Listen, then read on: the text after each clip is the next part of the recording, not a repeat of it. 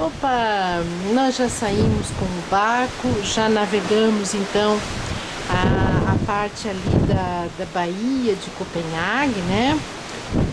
E agora a gente tá passando. Aumenta um pouquinho para mim, João, para ficar o mapa um pouquinho maior, tá vendo? Olha só que legal. A gente tá passando num estreito chamado, eu gravei já ontem, o Kattegat. Olha só.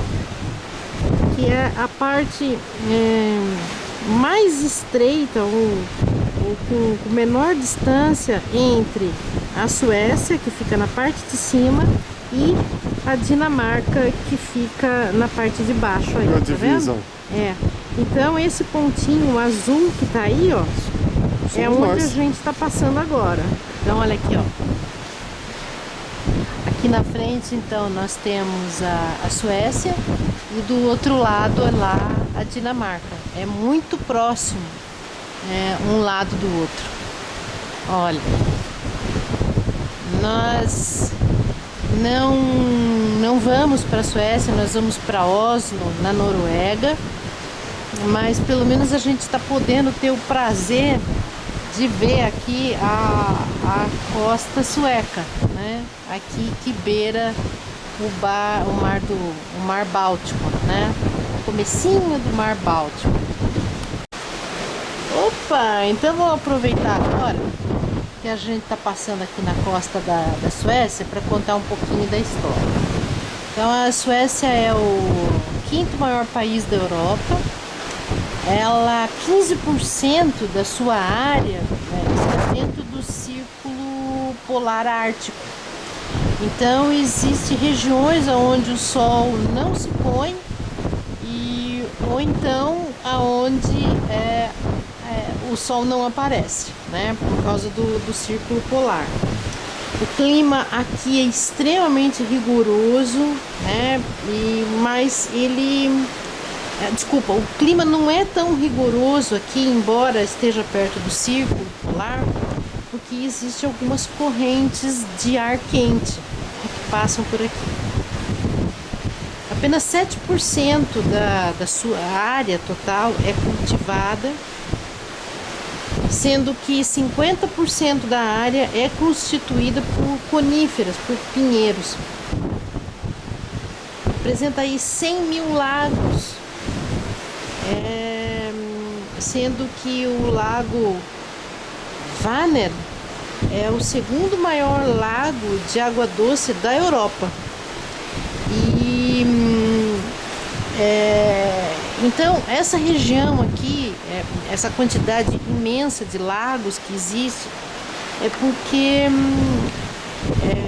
foi formado durante a última era glacial. Então essa região aqui que nós estamos passando, dentro da Suécia, Noruega, Dinamarca e também o Canal da Mancha, ela foi toda moldada pela última era glacial, né? Quando começou a acontecer o degelo, o gelo foi baixando, então foi baixando o nível e o maior processo erosivo que a gente tem é através do gelo. Ele é o que causa a maior erosão em terrenos sólidos, a partir do... Olha que linda a gaivota aqui, ó. Ela está acompanhando o barco. Cadê você? Se for. Eles costumam enxergar o infravermelho e eles vão embora. Bom, então,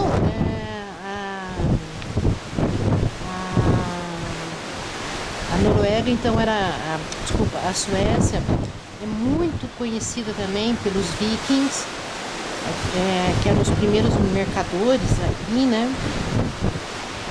Que faziam comércio indo através dos rios da Rússia. E faziam comércio de peles e também de escravos eslavos. Porém, o reinado viking, ele terminou no século XI. E quando terminou o reinado viking, né, foi logo após eles terem aderido a religião cristã, ao cristianismo. Enfraqueceu o poderio dos vikings. E aí logo em seguida, então, surgiu a Liga Hanseática lá do norte da Alemanha, né? Ali em sede em Hamburgo. Então, com o fortalecimento então da Liga Hanseática, o que aconteceu? A Suécia ficou muito enfraquecida e ela passou para a Dinamarca em 1397. Só que em 1532 um sueco, o Vasa Lenoturo, ele tornou a Suécia um país independente. Isso, né, esse fato da Suécia ter ligação com a Dinamarca deixou mágoas muito profundas neles, né? Com o tempo isso vai passando, mas só para pontuar isso daí. Em 1809 ocorreu então um grande poderio da Suécia, e isso eles foram forçados a ceder a Finlândia para a Rússia. Então vocês vejam que a área de conflito aqui, né, ela sempre existiu, né? E aí no século XIX a Suécia teve uma decadência muito grande e ele ficou um país pobre, estagnado na agricultura, e ele implantou então novas políticas sociais, e a expansão da engenharia das telecomunicações através da empresa Ericsson fez com que a Suécia começasse a se levantar.